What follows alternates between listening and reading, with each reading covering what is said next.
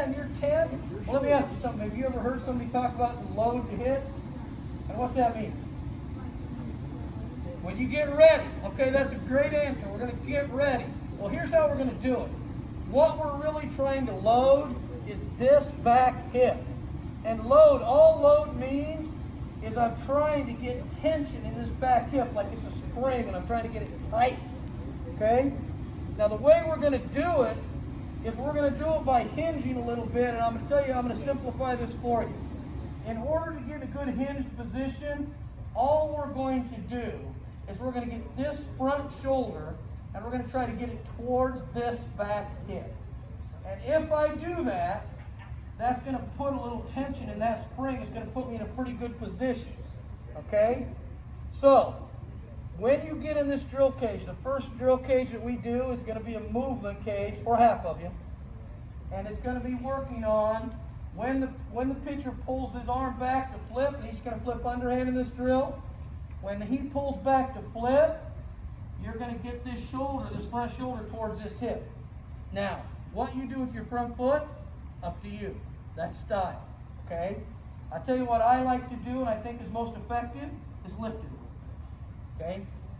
If you don't want to lift it a little bit, you can bring it back towards your other foot. We call that a toe tap. You just kind of bring it back. Shoulder goes to hip, foot comes back, okay? So I can lift, I can toe tap, or some guys just kind of pick up their heel a little bit. There's a lot of different things you can do there. What we're trying to get is this to this, okay? The next move that we're going to try to master is we're going to try to master what some guys call a scap load. Now, scap is a pretty big word. All we're talking about, it's an abbreviated word, it means scapula. We're talking about this shoulder blade back here on your back, okay?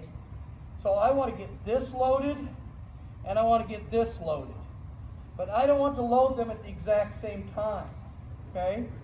So I want to load this hip when the pitcher pulls back in the drill. If it were a game, I would do it when the pitcher separates his hands, okay?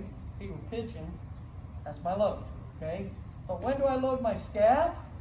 Well, I'm going to try to get the tension into this shoulder blade when the pitcher's arm comes forward in the toss drill, or around the time the ball comes out of the pitcher's hand if I were in a game, okay? And we'll talk about timing over there, but just so you understand, once this thing is loaded, whatever this is, this can still be relaxed. But now when I load my scap is important. The timing of the scap load is important.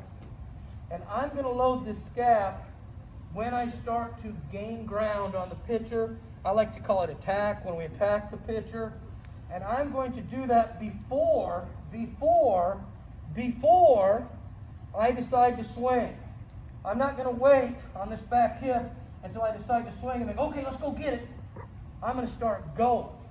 I'm going to decide on the way if I'm going to swing or not.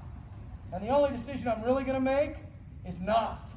Every pitch I'm going to be ready to swing. And then if I can't, because the pitch is bad, I'll shut it down. And if the pitch is bad, I'll shut it down. And if the pitch is good, I'll swing. So I've got to make my decision on the way. What do I mean by on the way? I just mean when his arm comes forward, I'm loaded in this back hip, I'm going to stay loaded in this back hip, and I'm going to have this back hip move me forward, like I'm riding on this back hip. Now, without trying to get too complicated, that's when I load the scap. When my back hip comes forward, that's when I load the scap. How do I load it? Well, there's a couple different phrases we like to use with our guys to remind them.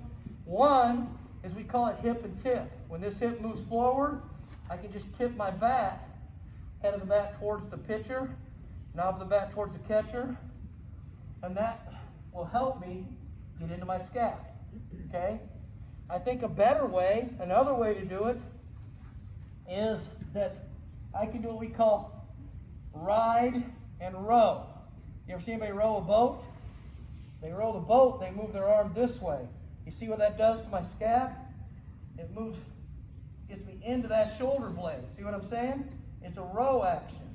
Ride and row just means that I ride this hip and I kind of pull back into this scap like I'm rowing a boat. Boom, tension, boom, tension.